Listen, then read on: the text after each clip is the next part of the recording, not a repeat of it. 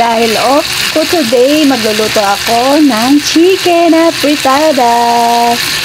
Pinamantika ko yung aking chicken. Hindi ko na siya nilagyan ng mantika. At igigisa ko na siya sa bawang, sibuyas.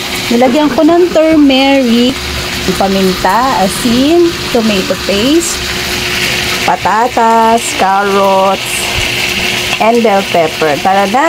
Let's do it! Ilagay na natin yung ating bawang and sibuyas.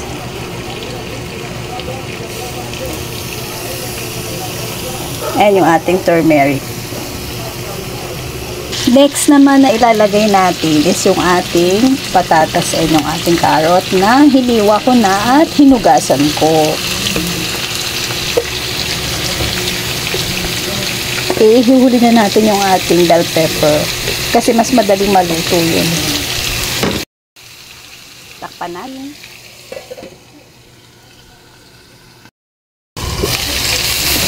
Lagyan na natin siya ng tubig.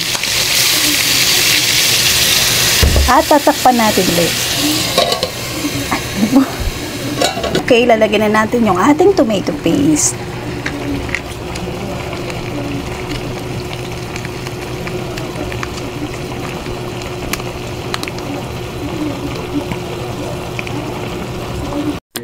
Nilagay na natin yung ating tomato paste at napakulo na natin siya ng 10 minutes. Ngayon naman ay ilalagay na natin ng ating asin at paminta. Matapos natin maibudbod ang ating asin at paminta ay hahaluin naman natin ito para ma-mix ang lasa niya sa ating niluluto.